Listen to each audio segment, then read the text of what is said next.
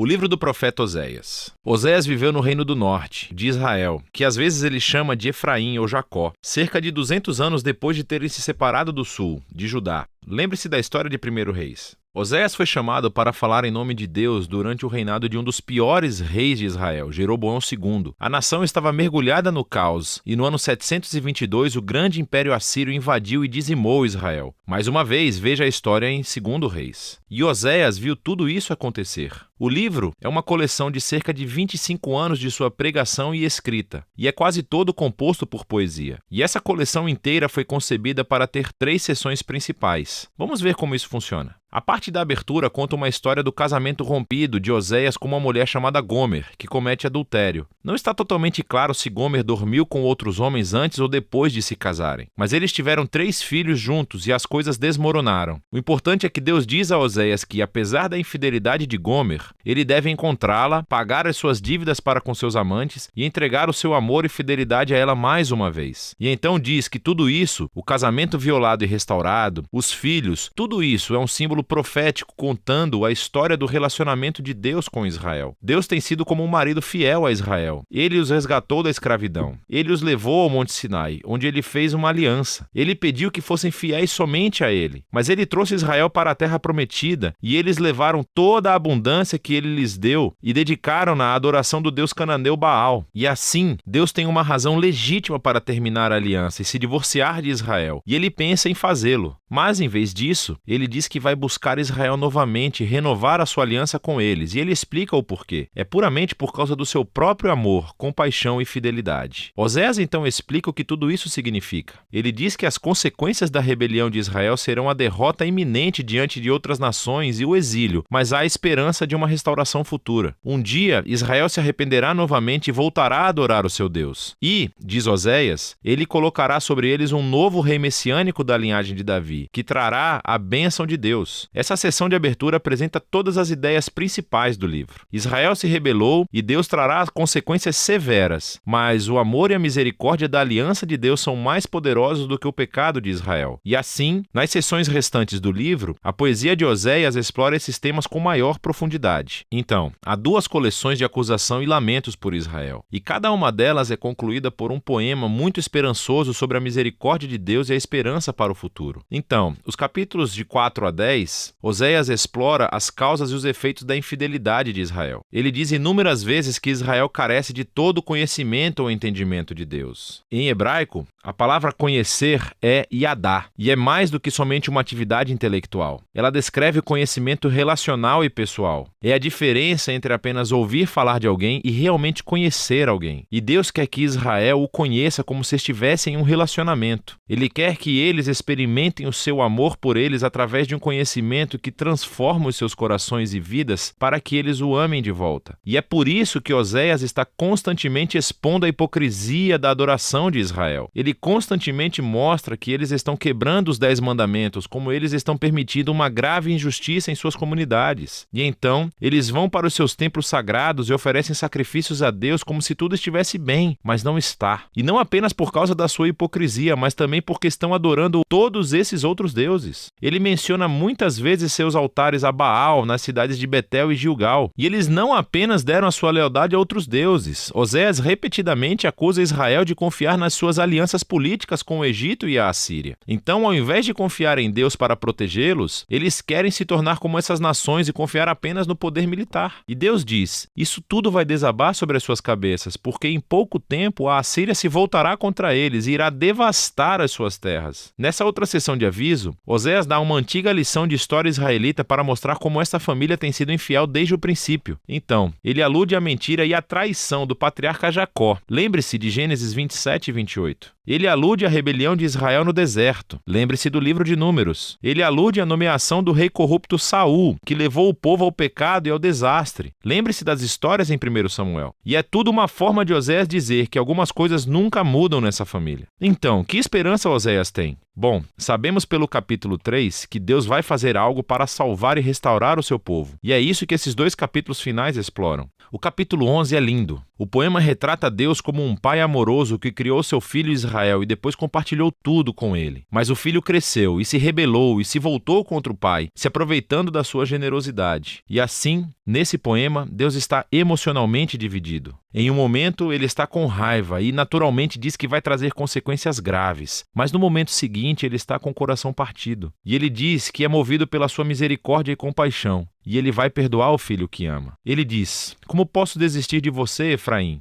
Meu coração está agitado dentro de mim, toda a minha compaixão está desperta. E assim, embora Deus permita que Israel seja conquistado pela Assíria e enfrente as consequências, esta não é a palavra final de Deus. Ainda há esperança, e é disso que trata o último capítulo. Oséias clama a Israel para se arrepender e voltar ao seu Deus. Mas ele sabe que isso não vai durar, porque nunca aconteceu antes. E Deus diz que um dia ele curará a sua desobediência e os amará livremente. Deus continua descrevendo esse Israel novo e curado como uma árvore exuberante com raízes profundas e galhos amplos, que oferecerá sombra e frutos a todas as nações. É uma imagem da promessa de Deus a Abraão, como Israel deveria se tornar uma bênção para as nações. E a declaração de Deus, se é que isso vai acontecer, exigirá um ato da graça de Deus e poder de cura para reparar o profundo quebrantamento e egoísmo pecaminoso do coração humano, para que o povo de Deus possa receber o seu amor e amá-lo de volta. E é isso que Deus promete fazer.